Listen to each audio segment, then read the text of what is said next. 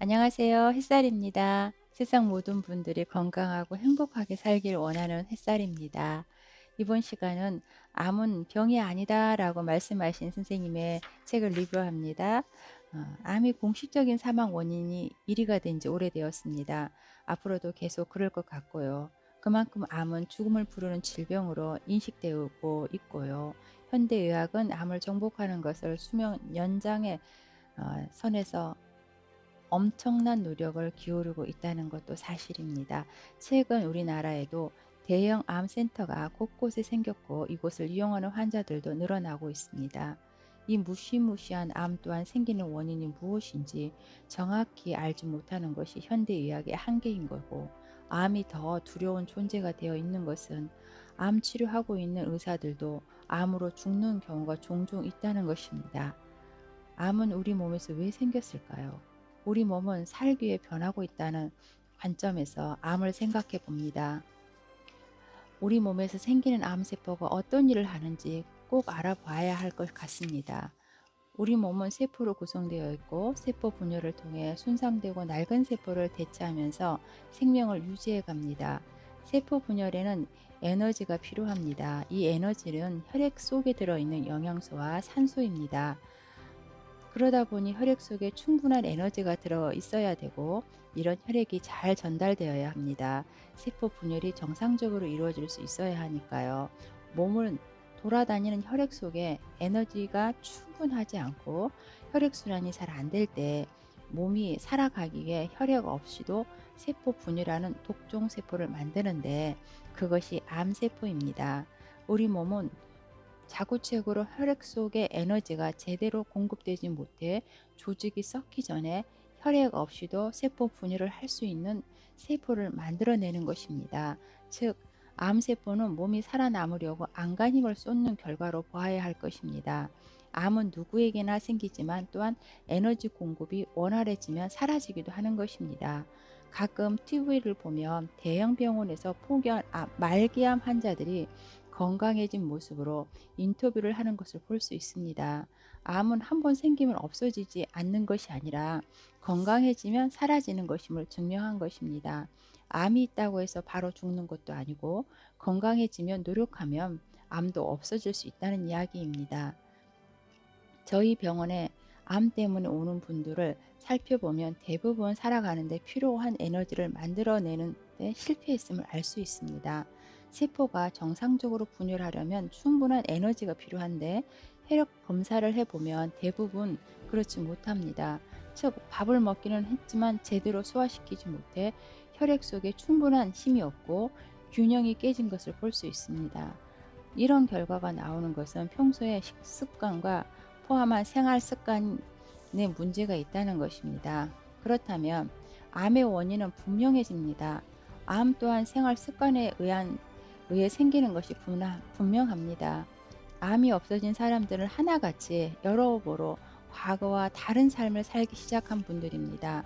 심지어 암센터에서 근무하던 한 의사는 암이 생긴 것을 발견했을 때 현대의학의 대표적인 치료 합병 방법인 수술과 항암제와 방사선 치료를 택하지 않고 식습관과 생활 습관을 바꾸었더니 암이 사라졌다고 인터뷰하기도 합니다. 그러면 지금도 대형 병원에서 하고 있는 수술과 항암제와 방사선 치료는 무엇일까요?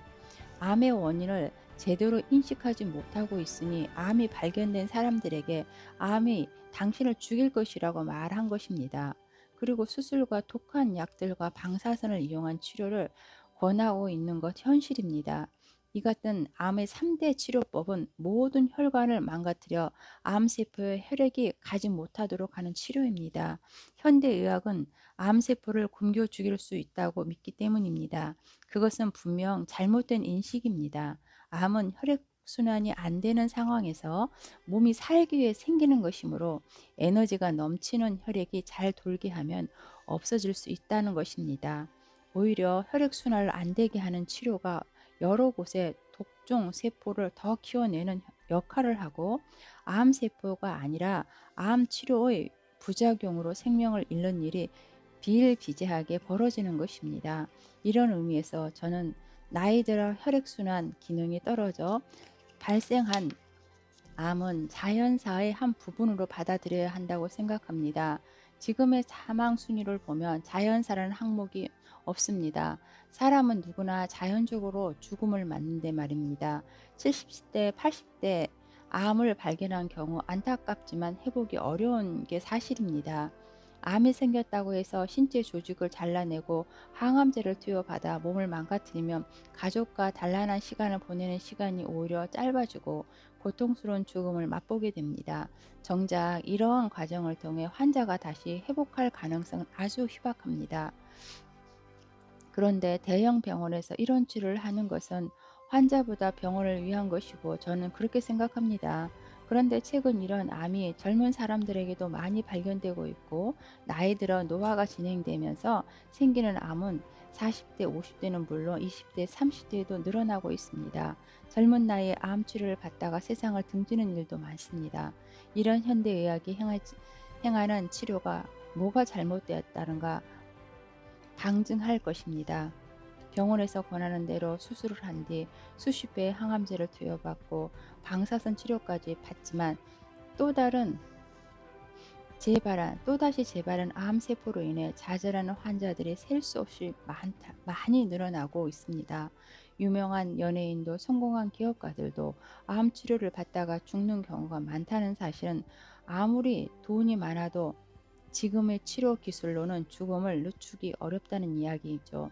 이렇게 된 원인은 암이 생기는 이유를 정확히 모르는 상태에서 암을 적으로 여기고 싸우려 하기 때문입니다. 암이 생기는 이유는 분명 나를 살리기려는 몸의 반응이므로 암을 없애려고 암세포를 공격하는 것은 자기 자신을 공격하는 것과 같습니다. 그 때문에 생명을 잃는 것입니다. 절대 암과 싸우려 하지 마십시오. 내 몸에서 생긴 것이 나를 죽이려 하는 게 절대 아닙니다. 젊은 사람들은 대부분 건강검진을 받다가 암을 발견합니다. 암세포는 특별히 심한 증상을 만들지 않기 때문에 다른 증상에 대한 검사를 받다 암을 발견하는 것보다 건강검진을 하다가 발견하는 경우가 많습니다.